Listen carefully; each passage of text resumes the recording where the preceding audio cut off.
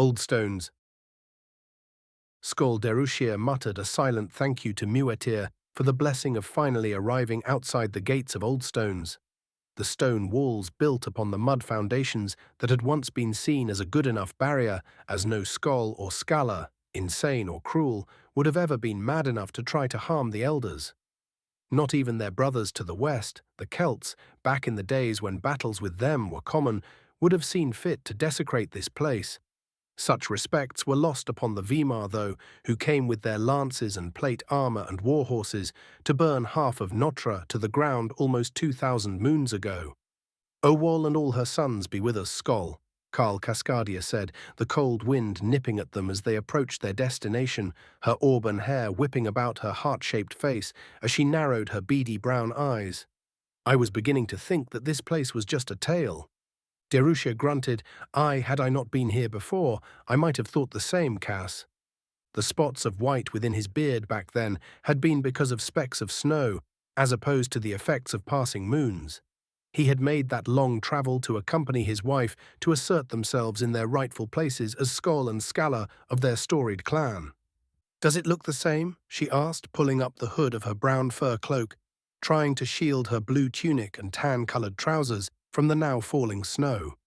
He looked up toward the two guard towers on either side of the large wooden gate, eyeing the two guardsmen standing there dressed in good chainmail and wielding large bows. Aye, right down to the smell. Derushir inhaled deeply. The air seemed thinner and fresher here than it was back in Sol. They finally arrived at the gate, their small party of two, waiting to be attended to by a guardsman as the winds began to pick up and the snowfall began to quicken. Either side of them in the distance were the figures of mountains, so as to funnel the wind into their faces. Kalkar cursed this. What is taking them? And as if her question had been what they were waiting for, the guardsman pushed open the gate to allow one of them to exit before closing it up again. Their new comrade sat upon horseback. His white steed was large enough to belong to a Weimar knight. The beast stood a handful of hands taller than the shaggy-haired horse beneath Skol Derushir. It allowed the guardsman to look down upon Skol Derushir, despite being a little shorter, dressed in a long and sleeveless chainmail hauberk that covered him from collarbone to thigh, worn over his finely made green-padded jacket. Adorning his shoulders was a coat made of ermine in too fine a condition to have been won off a corpse from battle. And up top of a face that seemed to look down upon him with mild amusement sat an iron nasal helmet fitted snugly like a cap around his white hair, the sides of his head covered by curtains of chainmail that hung around his neck. A guardsman dressed as fine as a Skol, Derushir thought, and it stung his pride that he appeared before this warrior dressed in his simple tunic and trousers, with his fur hat and travelling cloak over it all. "Who goes there?" the guardsman asked, his accent hard to understand in the best of times, made more difficult by the wind's incessant howling. "Derushir, son to Asknar the Bloody, Skol of the dreaded Rhinebeck clan, and husband to the Scala, known as Kami the Wolf. Former wife to a Skol named Gerleg," the guardsman replied, his smirk dripping with mirth that warmed Derushir's blood more than any cup of ale ever could. Derushir's dark blue eyes looked down to take note of the warrior's warhammer sat snugly at his side, and the noted absence of his own weapon cooled his temper some. "Aye, the very same. But my brother is a corpse now. Him and his boys have been so for some moons. Let them rest." The guardsman nodded his head. "As you wish, Skol Derushir." His black eyes turned towards Cascadia, barely acknowledging her. Cascadia swallowed the insult of not even meriting a question, and instead introduced herself. "My name is Cascadia, daughter to Fleut Flametooth, and bloodied Carl to Scalacam." The guardsman grimaced, as if hearing Cascadia try and replicate his accent wounded him like an arrow through the thigh. "Well met, husband of Scalacame. Muetir blesses us with your presence, for we know just how far you had to travel to get here from the town of Hardra. I am Banorm, son to Skol also Dreadbeard, a warrior of the Astir, a humble slave to the Enjar. What can Banorm help you with?" Derushir moved his steed closer, the wind making it a necessity in order to converse with the man whose accent so emphasized the th and the r. I have been sent by my scholar to come and speak with the elders of Oldstones, to obtain from them permission. The mild amusement returned to Banorm's face. It lined with crow's feet and a crooked nose, signs of a man who had made use of his hauberk and warhammer, often during the moons of his youth. May I ask why? You may, Darushier said, no longer trying to hide his annoyance, but that only seemed to feed Banorm's mirth more. Amusing. The guardsman finally sighed and turned his warhorse a little, so that he was no longer entirely in their way. It is your right to see the elders, gifted to you by your title. I hope that it is not necessary to have to check you for weapons. Darushier held out his arms, hoping to impress Banorm with the broadness of his shoulders and his size, but Banorm's eyes seemed to lack any interest. I will not insult you with a search, Skoll. I will only impress upon you the price of entering with a weapon and being discovered with it.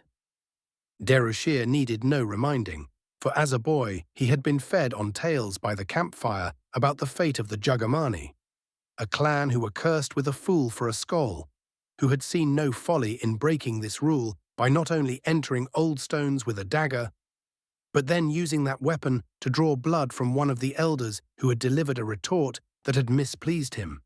The guards had seen to it that he was made into a corpse for the act, and soon the clans of the north were gathered together to destroy the Jugamani, as was their oath.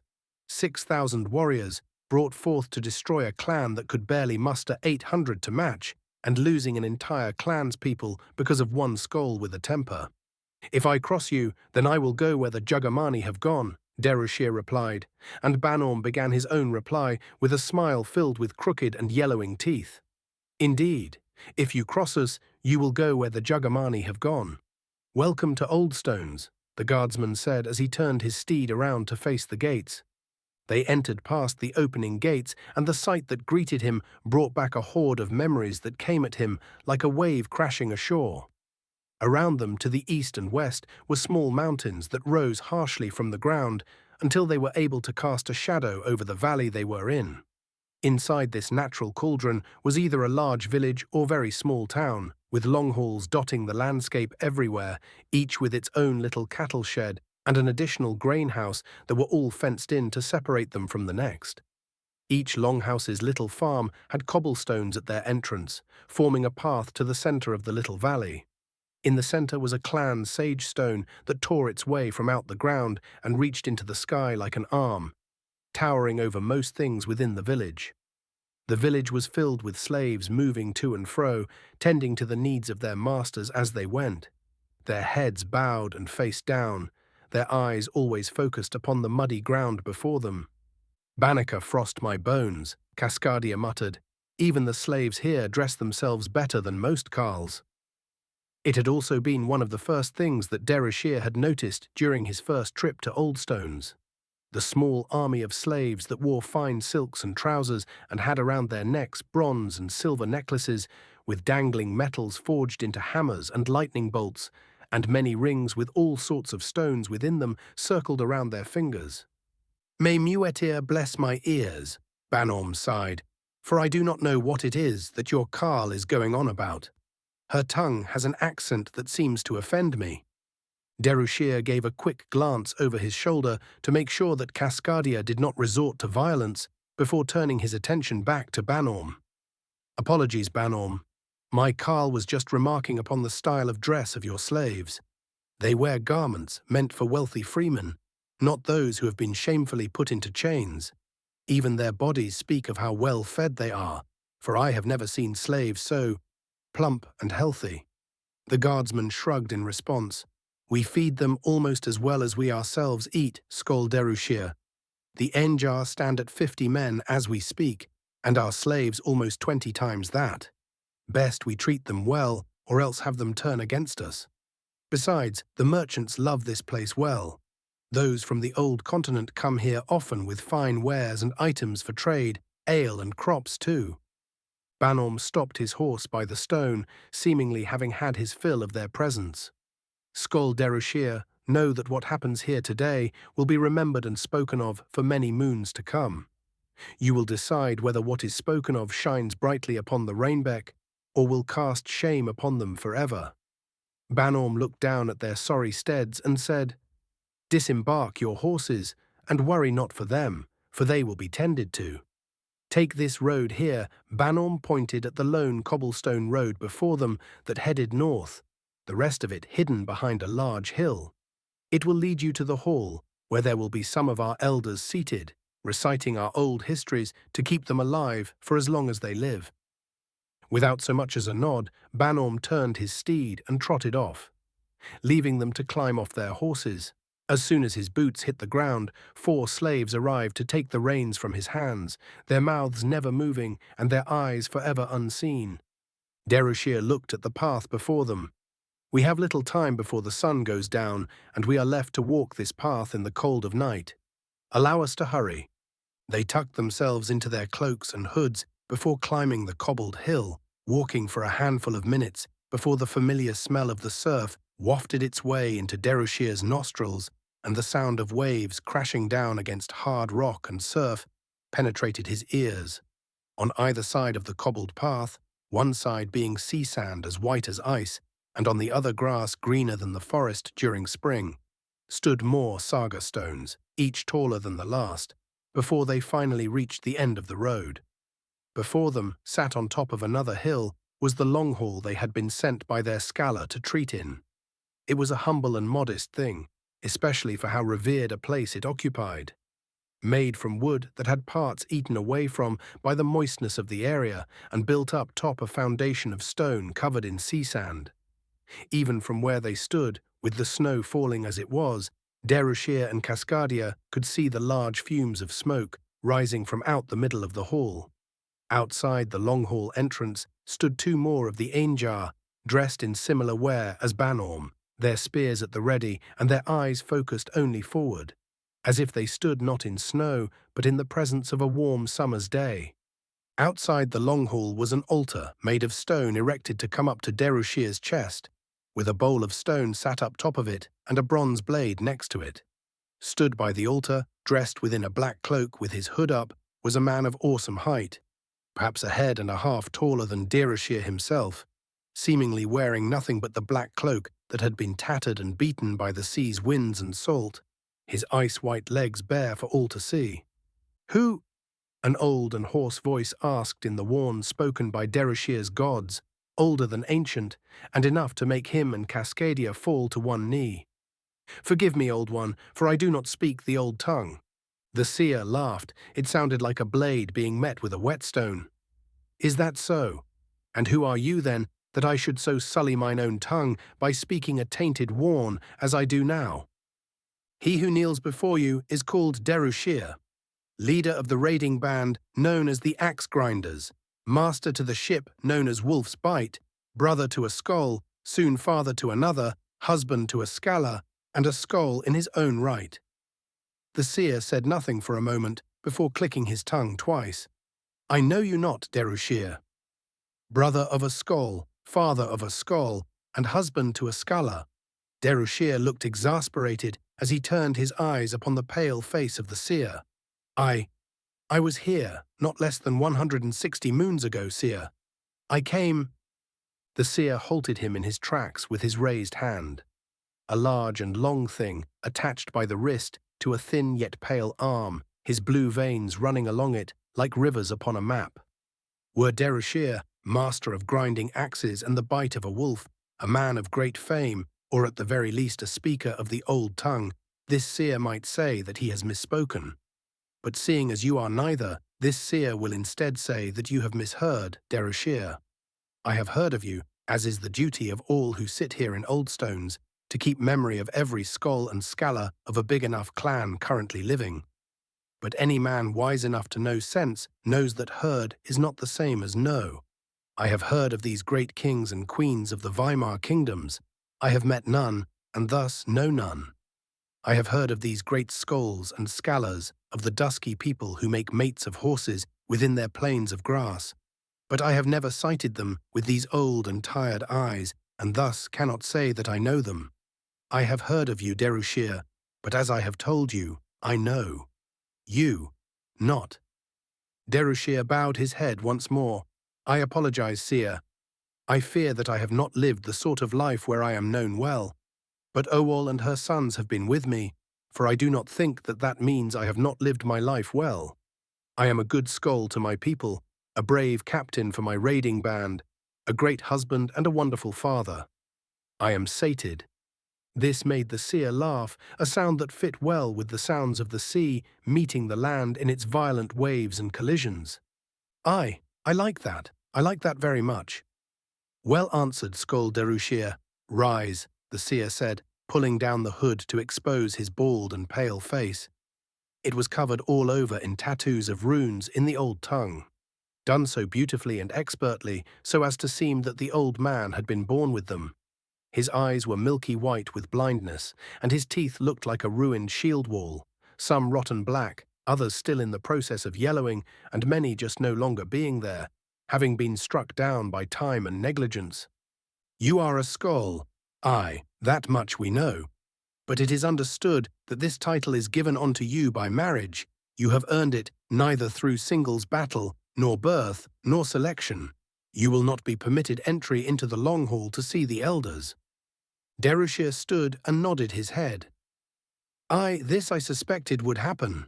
Muatir has blessed me with much, but the life of a Skald-born was not one of them. I have been sent to treat with you, seer. The ancient man cocked his head to the side, his dry lips curling upwards as he did so. Is that so, Skald? Aye, Derushir answered firmly. My Scala means to make her bid, to become a queen of Notra. Kame wishes to take up the challenge of Ko. The seer did not mock him with laughter, as Derushir had expected him to, but instead sighed. This seer is an old one, Derushir. I have lived over 1,000 moons. A boy when last we crossed axe and sword with the Weimar in earnest, a man with a wife and daughter when Ulrich Crownbreaker of the Boulder clan won his battles and walked this path to come and forsake his claim to this storied yet broken kingdom. I have seen extraordinary men, I have seen failures, I have seen skies with red moons, I have seen skies with no moons, I have seen great acts of heroics, and I have seen great acts of cruelty. I have seen so very much that now I do not even see at all. My sight had had its fill and left me to gorge on the bones of old age all on my own. Kalkar has cursed me with a long life, Skald, but not so long as to have seen a king or queen in Notra. Live a little longer, Derushir retorted fiercely, and you may yet just see one. The seer chuckled. If Kalkar curses me with more moons, perhaps. But I wish for no more than what Ascidian has decided for me, for I desire to become a corpse and ascend, so that I may see my wife and daughter again in the above. Derushir shrugged, only noting once he had committed the act that the seer could not see what he had just done. Banneker may yet frost your bones, seer, and this winter, nearing its end as it is, may just yet be your last. But come the winter next, my wife would have done what is needed to be crowned by the elders. The seer said nothing for a long while, and all that filled the air between them was sea and salt and silence, before the seer finally moved to pick up the knife. Should Kam wish to chase a crown, Skald Derushir, she will need to make many skulls and scalars kneel and bleed before her. That will come with many battles and many corpses that may just yet earn the ire of the elders, for they do not like the loss of any of Ascidian's children, especially the taxes that had come with them. Is this something that she is willing to accept, that the elders may yet deem to punish her should she break Ulrich's peace and take to completing the Avenger's challenge? Derushir took from the seer's hands the blade and cut his palm deep enough to have his blood flow into the bowl beneath it. She is ready, Derushir said without hesitation. The seer accepted the blade back and smiled again. I would certainly hope so, for should the elders be mispleased, and mispleased heavily, the Rhinebeck may just yet go where the Jugamani have gone. Derushir bowed and turned to leave. I hope that Muatir blesses you with enough moons for us to meet again, seer. I share not in that hope, Derushir. Derushir and his carl left to return home,